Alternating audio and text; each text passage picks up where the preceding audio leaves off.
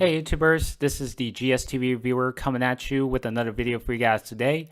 Just want to take this opportunity to wish you all guys Happy New Year, and what a way to start off 2019 by commemorating the 20th anniversary of a particular show that I enjoyed watching growing up.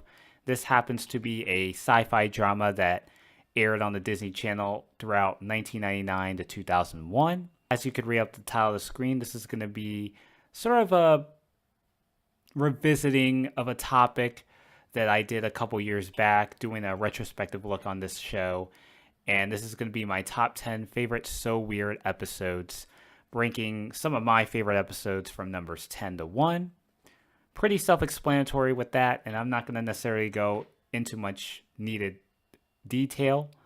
So without further ado, just going to kick things off by starting off this video at number 10. Now, number 10 is an episode that wasn't necessarily a pilot episode per se, but even watching it as a viewer, you kind of get the sense that it's sort of the beginning of a story. And this particular episode I'm referring to is an episode entitled Website. Now, Website deals with Fiona's father, Rick, who had unfortunately died due to a car accident. In the years that followed, Molly, who was Rick's wife and also a co-bandmate of the Phillips Kane band, in the years following Rick's death, it was that moment alone where Molly decided to hang it up. She decided to call it quits.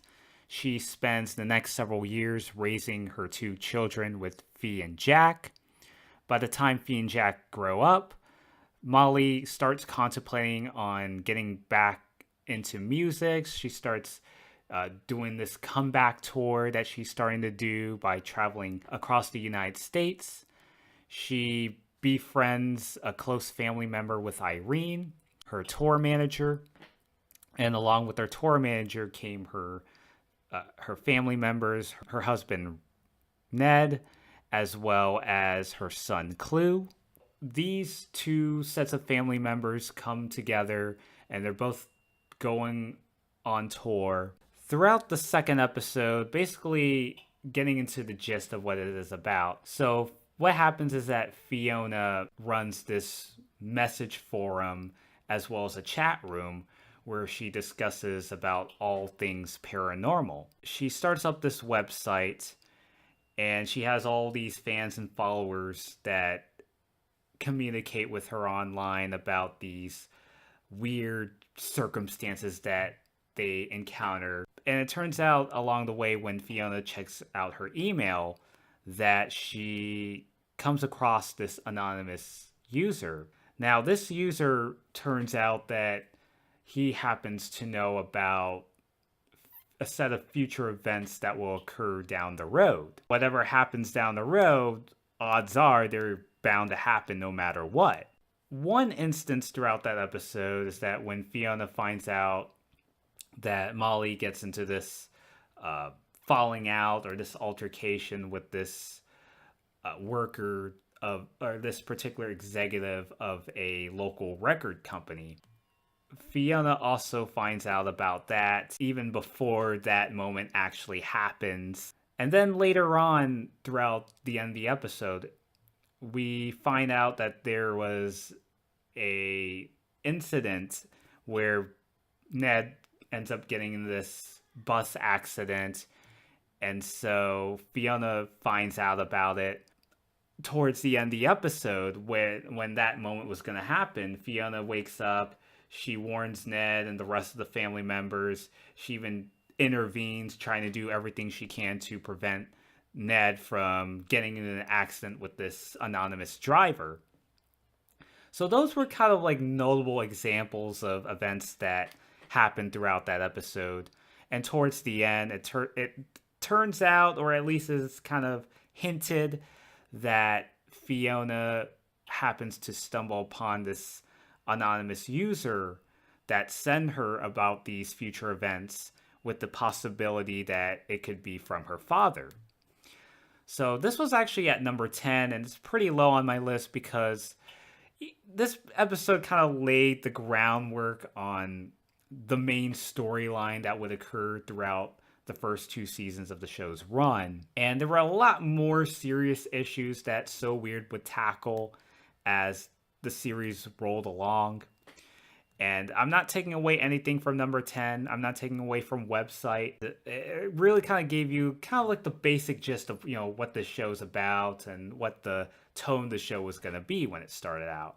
You have Fiona, this aspiring paranormal investigator, and she's doing what she can to figure out the clues of what's going on and why these events happen the way they do. It kind of gives you that idea, that no matter where you go, no matter how far you go, it's like there's always some unusual superstition that they will encounter. And that's kind of like basically So Weird in a nutshell as far as what the plot of each episode that would unfold. The fact that website wasn't an official pilot episode kind of scratches my head, but I get what they were trying to do here. And basically with Family Reunion was also a pretty good episode that unfortunately did not make it on this list, but website was kind of a pretty historic moment in the episode's run, or at least a key important moment in the show's run, I should say. So that's why it's ranked in at number 10. Now coming in at number 9 is an episode from season 2. And this episode is entitled Nightmare. What happens here is that Fiona, Jack, and Clue get this sort of like convergent dream, as Molly pointed out in that episode, where you have 2 or more people, whenever they fall asleep, they end up encountering the same dream. And it turns out that within the same dream, it's kind of like in that you're in the moment, like you're actually witnessing this dream in front of your very eyes. And so in this episode, Jack gets this sort of dream about this little boy, and they're both standing in the graveyard. He ends up meeting this little boy that he encountered from his dream. The next time that Jack and eventually Clue and Fee fall asleep at the same time, so he ends up getting into that dream once again, that dream scenario also involving that little boy. So this little boy's in a cry for help because his parents are kind of going through a falling out, and it's gotten to a point where they're maybe on the brink of filing for divorce. So the 3 characters have to help out this little boy. They encounter a mysterious dark spirit that they try to thwart off. They had to travel from door to door, room to room, figuring out how to get out of this dream and learning a little more about the little boy and some of the personal demons that he's going through in his life. And there was actually a notable scene towards the end of the episode where Fee and Jack come across a flashback scene involving their parents. Not only just Molly, but also Rick. Because Molly and Rick are raising their youngest daughter in Fee, who was just 3 years old. How I know that she's 3 years old? Well, basically from that scene alone, it turns out that scene was the final moments leading into Rick's unfortunate demise. Because even a couple episodes prior, Fiona mentioned about how her father died when she was at the age of 3. And so just to see Fiona react the way she did when she saw her father just really felt so surreal and very heartbreaking, because Fee's father unfortunately was never able to witness his children grow up, especially Fee. She had very vague memories of him, and her father just passed away. She was killed way too soon. It just really showed you just how heartbreaking it was just to see her father and someone that, even though she wasn't old enough to remember from the looks of his face, at the same time, it's like, oh my god, I just feel like I'm, like you're in the moment. It's like I can't believe I'm witnessing this. And now I realize that this was the moment that my father never came back to the house ever again. It just I would be devastated just to be in Fee's shoes and just having to witness what she had to go through, and especially the same applying with Jack as well. And I would feel the same way with both of those if I was in their shoes. Towards the end of the episode, the little boy finds out his parents are bickering once again, and he insists that they stop fighting. Subsequently, all the characters return to reality. They wake up from their dream, basically having the little boy's parents figuring out a way to kind of assess the situation. So, yeah, I definitely really enjoyed Nightmare. Also, a pretty touching moment just to see Fee and Jack confronting with their parents in that dream and just witnessing, what was going on at the time that they were kids, that they have very faint memories of. There was some mystery that was going on, like where exactly Rick was, or what was he investigating? Because that was one thing that we never really got to know about. It's like, what was Rick intending on investigating, and what led to him getting that car accident? And it's very unfortunate we never really got to learn about what he was investigating or what he was, trying to set out to do. It was just a very heartbreaking episode, and that's why it's at number 9. Now, number 8 is an episode also from season 2, and this episode is entitled Destiny. Now, Destiny is the episode where we get to see the returning Will-O-The-Wisp in Berk Ryu. Berk Ryu had been a character that was introduced in the season 1 finale of the same episode title. Instead, the spirit possesses Molly, takes over her vessel. In that episode also, we get to learn about Fiona's father as far as what was going on during the incident. Turns out that one of the firefighters, who had since turned into an auto mechanic named Mr. Martinez, actually turns out that he was a former firefighter that was involved at the time and even rescued Fiona's father during the accident. And we also find out that even though Rick was critically injured, however, he was actually still alive, but barely. And something happened that Mr. Martinez was kind of like making out. It's like, that he was still alive, but something wasn't right, and kind of giving some weird or very vague implications that something else was also happening at the time of the crash. That was also a pretty pivotal moment in the show. Also, as far as Berk Ryu, as far as Molly being possessed by Berk Ryu is concerned, I definitely thought Mackenzie Phillips did a fabulous job. I thought she really made the most of the character that she was possessing. Like, she was singing the theme song to the TV show Within the Darkness, which was a song that actually dealt with Molly's struggle with alcohol, dealing with the death of her husband. And so she's just going on top of the performance on, in front on stage. She's just acting very goofy and over the top. It's like she was really embracing that, the kind of like the psychological effects. Like if a person were to be intoxicated or they drank too much alcohol or over abusing some of the drugs that they use. It's like, that's kind of how Molly was acting when she was on stage reciting, or doing a recital on the song that she was singing or performing, for that matter. We also get the guest appearance of the Moffats, which was a Canadian local rock band, and they actually guest starred in this episode as well. Didn't get a lot of scenes or screen time, but they just basically go out there and perform some of their songs. That was basically also a notable moment in that episode as well. So yeah, I definitely really like this. Definitely a very pivotal moment throughout the show's run, and that's why I ranked it at number 8. All right, so coming in at number 7 is an episode that also involves the Will-O-The-Wisp character, and that happens to be the season 1 finale of the same episode title.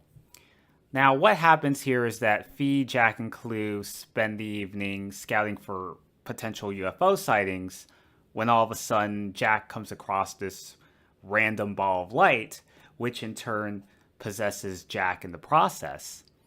So the entire gang aren't sure exactly why Jack is acting the way he is. He's acting all cheerful as opposed to kind of the more, serious side that he tends to be. Fee starts becoming more suspicious about it, and it turns out that there's this particular Will-o'-the-Wisp that is currently possessing Jack's vessel. Fee gets sent to this alternate dimension, and so for Fee to escape the dimension, she would have to figure out a way to decipher the actual name of the Will-o'-the-Wisp that's possessing Jack in the first place. So I actually thought this was a pretty good episode, and definitely enjoyed some of the brother-sister bonding between Fee and Jack, and really continuing to expand on their bonding, especially throughout most of season 1. And there were actually a couple episodes prior to this, back in the episode Singularity, where Fee had a heart-to-heart conversation with her brother, and just basically making a confession. It's like, Jack, it's like, even though you're a pain in the ass or pain in the butt, it doesn't change the fact that you're my brother. I love you. And just really making a confession to Jack. It's like, even though there's some aspects of her brother's personality that she personally can't stand, but at the same time, you kind of get that feeling, even watching that episode as a viewer. It's like, it doesn't take away the fact that I love you, Jack. Even though there's an occasional clash of personalities, but at the same time, you kind of get the sense of feelings like, they respect each other, they love each other. It just really shows just how close that they are. And we do get a little more of the bonding between the two siblings. It really goes to show you just how much that they care for one another.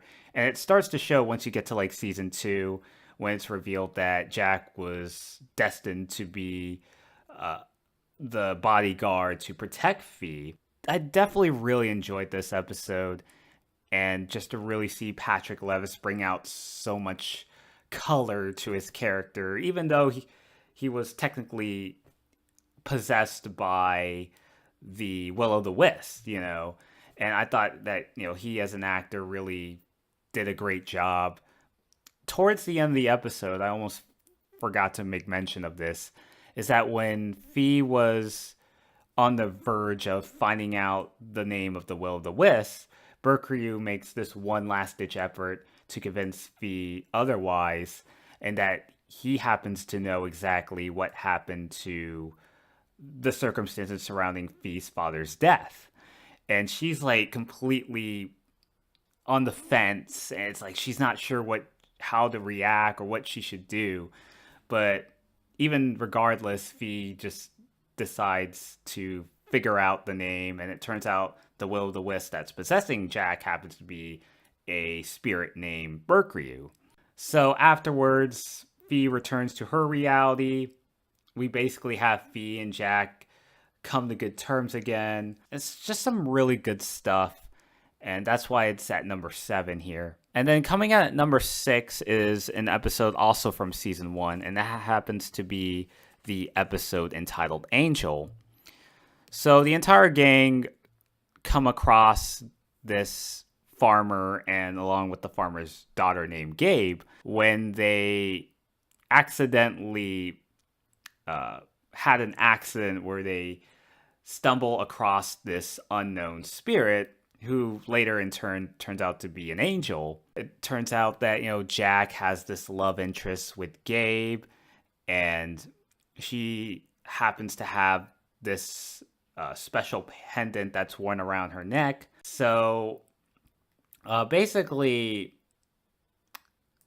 this would be the only appearance, unfortunately, of Gabe. We don't really see her again, even though she does, however, get mentioned throughout the course of the show up until season 3. Fee comes across this angel, and the angel guides Fee to walk the light. It turns out that that Gabe actually had leukemia.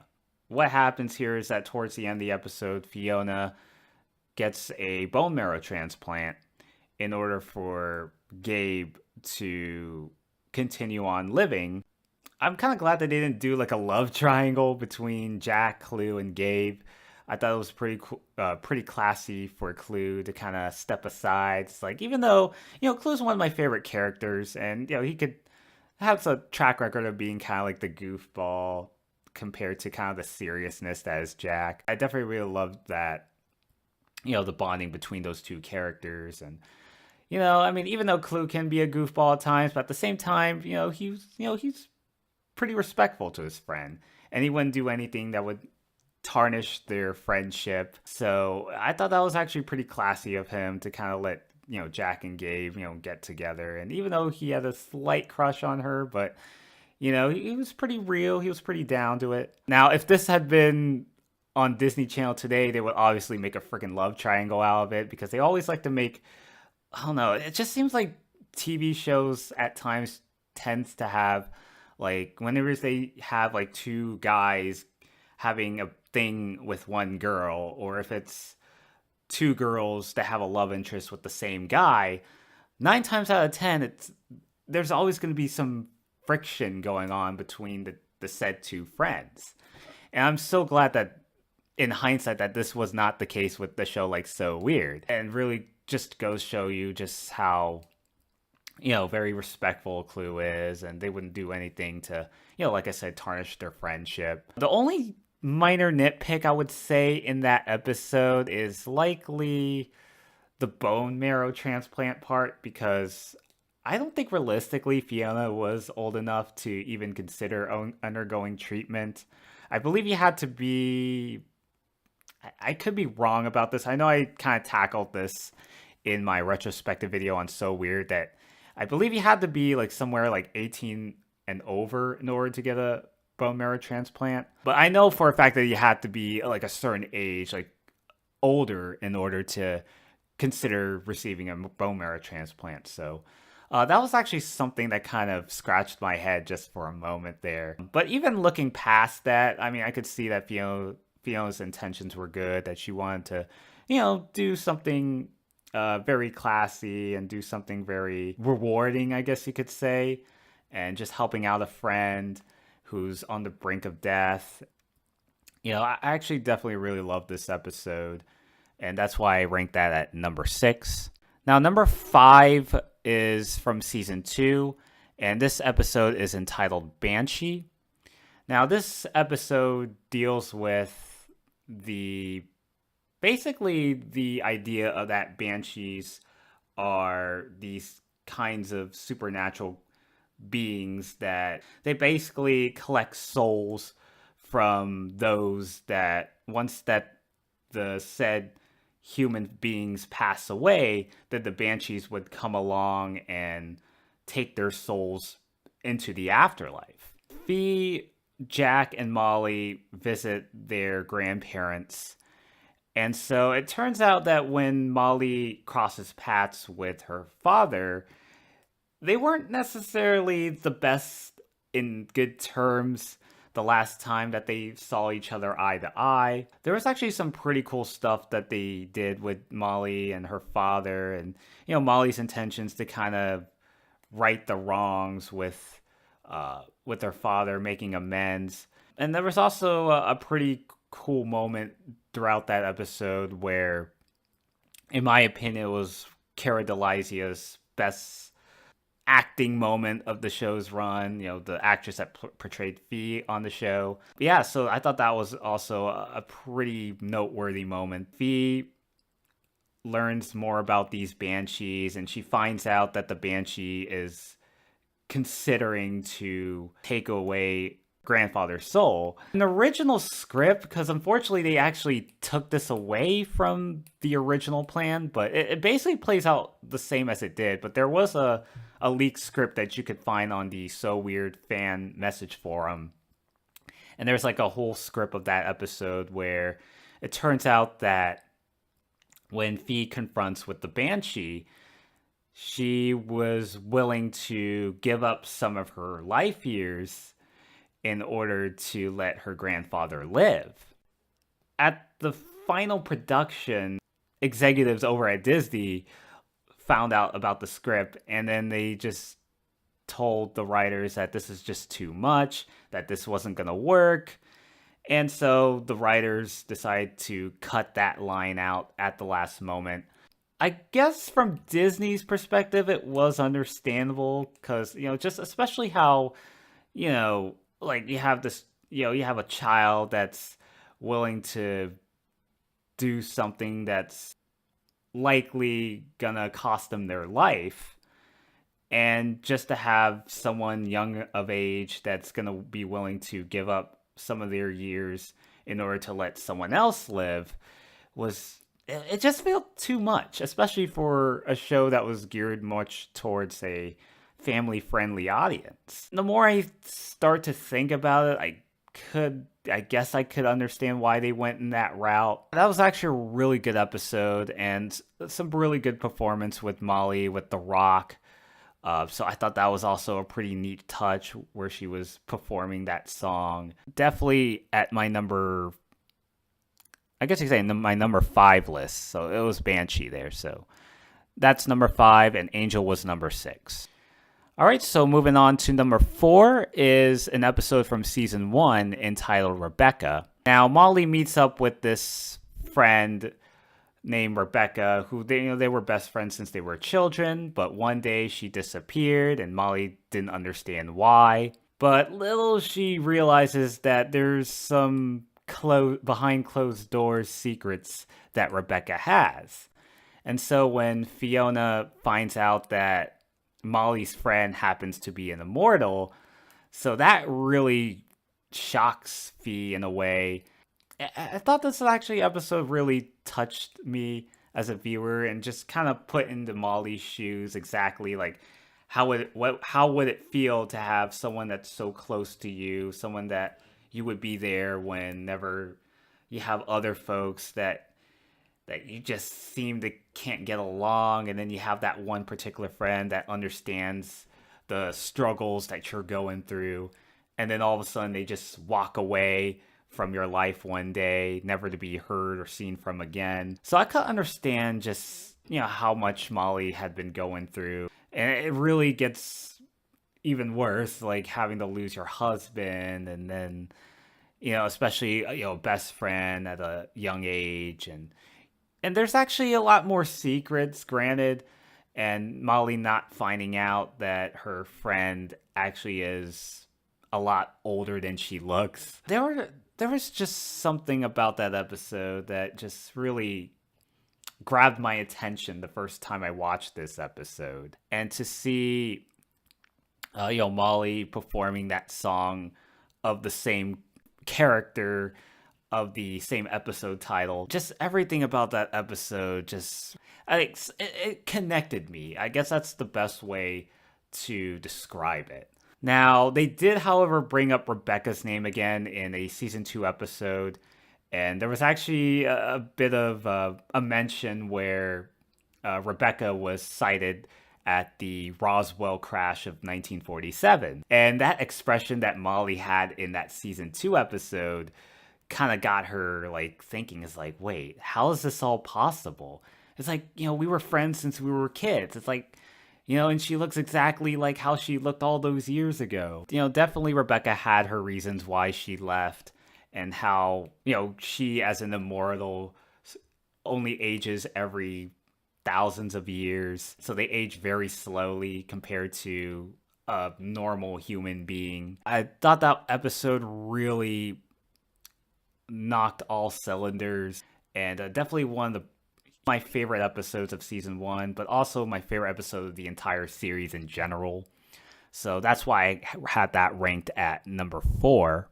Now we move on to number 3, and this is from the first episode of season 2 entitled Medium. So after the events of Will-O-the-Wisp from season 1, so this segues into season 2, Fiona starts expressing interest in meeting with this medium who she hopes to find answers regarding about her father, try to be involved in this sort of seance where folks could communicate with the dead.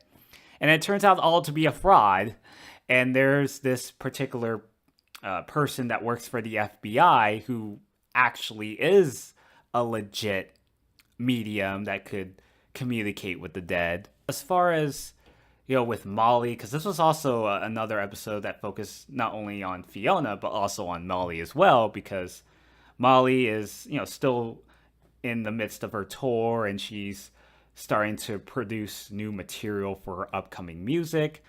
So then while she's in the recording studio, she starts experiencing these hallucinations, and or at least some of these callbacks from her husband, Rick. It just really creeped her out in a way. And, I honestly don't blame her for that. And there was actually a pretty sweet moment where while Fee and the actual medium were in a conversation, so Fee starts to experience her father, that even though her father isn't there with her physically, but she could feel his presence around him or around her. She's strumming the guitar, and she's not really much of a musician like her parents, but she just kind of felt the strumming of the guitar. Like, she felt something, but even though she didn't really know how to play the actual guitar in a sense, but you could really feel just the genuine and kind of like that, like the guitar sound, the guitar riff, feeling the presence of her father, that that even though he's gone, but that he's still with her in spirit. So I definitely really thought that episode really, it definitely really brought my attention. So I definitely really like this episode, and it's definitely in my top 5, and it happens to be here at number 3. Moving on to number 2 is another episode from this particular season, and that episode is entitled Strange Geometry. Now, what happens here is that while Molly is in the process of recording a music video for one of her songs, it turns out that the music video, when they're shooting inside of this abandoned mansion, turns out to actually be haunted.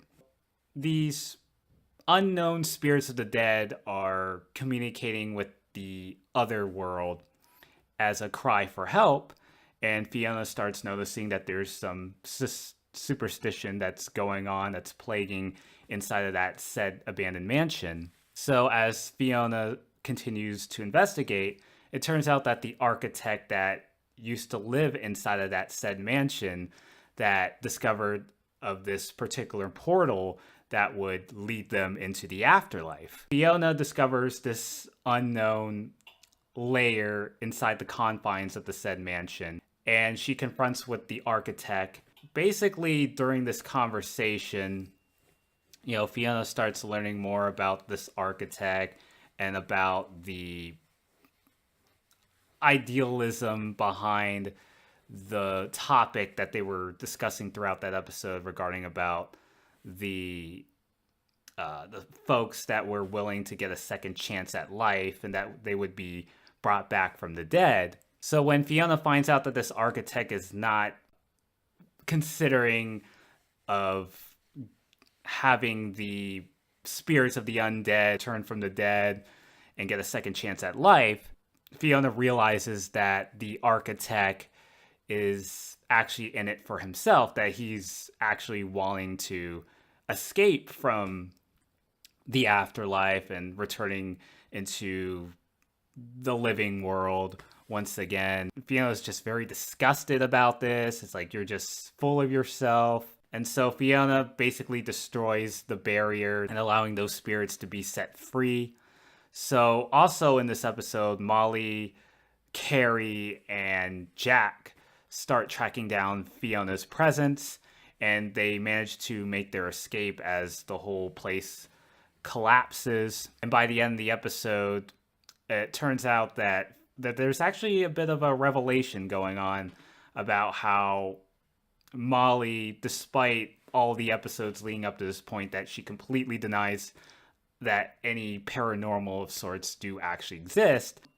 Fiona's father, Rick, actually was a paranormal investigator, much like his daughter would turn out to be. This just completely shocks Fiona, and she's just completely like devastated about this. It's learning about the truth and how Molly's kind of like she knew about her husband, that she was aware that Rick actually was a investigator, and there was actually some pretty dramatic moments towards the end of the episode. That particular moment just like it really shows just how much grief that Molly and Fee have to cope throughout the years that their loved one passed away. And grief is not the easiest thing to overcome, especially with their situation. You know, you just gotta understand just how much that they had to go through, especially since their loved one was taken away way too soon,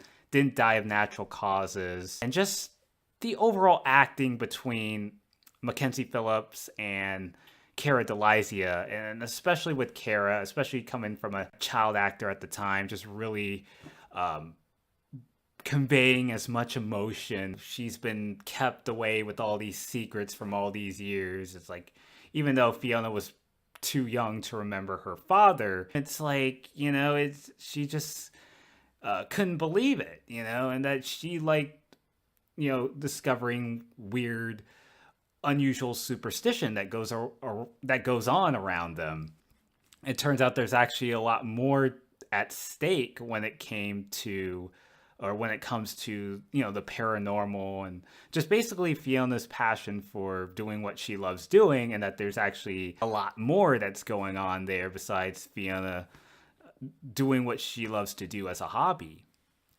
So I definitely really love that touching moment towards the end of the episode. We also do get the debut of one of their close bandmates, Molly and Jack, or not Molly and Jack, but Molly and Rick actually had a bandmate with John, who they dub as Papa Bear. He was a guitarist for the Phillips Kane band, and he actually makes at least 2 appearances on the show, but he does appear again in the episode Transplant. This was actually his first appearance, and he even helped contribute to making the music video for his former bandmate, Molly. That was definitely a really good episode. It's a very emotionally driven episode in a way, and for those that haven't seen that episode, or for those that have seen the episode but haven't watched it in a long time, I highly recommend you check it out. One of the really pivotal moments of the entire show's run, and that's why it's at number 2. Now, coming in at number 1 is an episode that basically culminated of the past 38 episodes of the show's run, and it all came down to this particular second season finale. And it was pretty much of a no-brainer, and I was thinking maybe there could have been other episodes that could have topped this list, but, you know, this particular episode, while it's, you know, it's definitely just as heartfelt, just as emotional as Strange Geometry, maybe little, if not a lot more. And this particular episode, coming at number 1, is Twin. Now, this episode, we get to see Fee's aunt named Rachel. She's basically the sister of Rick. And so she has this sort of ability to communicate with the dead, especially when she's falling asleep and she starts writing down all these sorts of notes whenever she falls asleep. And she just doesn't have like any particular conscious memory regarding about how the way that she can communicate telepathically with her brother Rick. It turns out that these 2 siblings happen to be twins. Fiona finds out in the episode, and also in this episode, Molly visits this talk show and she's ready to sing this final performance with Love is Broken. And basically, a little before that episode, there was an episode which was basically a recap, which is called Encore. And that was where Molly announced that she was going to retire, or that she was gonna stop touring because of all the emotions that she's been going through, especially with all the superstition, all these paranormal activities that's been going on. That's been putting their family members at risk, especially with Fiona, basically Molly and everyone around her, and just basically, it's like she's had enough. And Molly just wants to kind of sit back and just go back home and just live a normal life. Leading into the episode Twin, Molly sings this final performance. There was hardly any dialogue except for the moment when Fiona came across these evil spirits, which turned out to be the spirits that cost her father's life. There was a pretty notable moment because Fiona, what happened is that she ends up falling, or at least looked like she was nearly on the brink of death, and so she's like hanging on to the ledge and she couldn't help herself. Like, you know, she's just shouting and crying for desperation. And then at the last moment, Fee's father Rick rescues Fiona. Rick's kind of like now this ghostly spirit, and they even had like a father-daughter bonding of sorts. Fiona giving that the one defining moment to communicate with her father that she never really had the ability to interact since Rick had passed away before Fiona was able to grow up. So that was actually a pretty touching moment. You know, even though there were some other ideas that they had in mind for the episode Twin, but at the same time, this was a pretty well done episode. I definitely really enjoyed it. And actually, the original plans for Twin was supposed to be a lot more darker than what it already was. So what happens is that the episode plays out mostly the same as it did, but towards the end of the episode, Fee's father warns Fiona herself about the evil spirits that they were coming towards him, and that his life was taken away way too soon, and basically sending out a distress signal to Fiona, as opposed to the tearful farewell that we got in the final product. The evil spirits that you saw that were coming from from those walls that you see during the episode.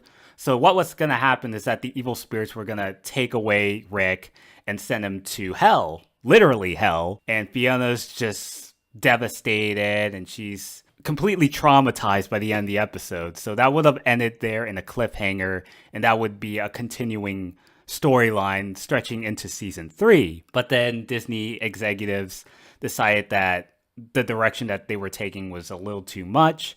So then they decided to change direction and basically did a soft reboot of the show going into season 3. Also factoring in that the actress Cara DeLizia was expressing interest in leaving the show and willing to pursue other projects in the process. So then they replaced her with Alex Johnson, who came in to portray the role of Annie, serving as the replacement protagonist for the remainder of the show's run.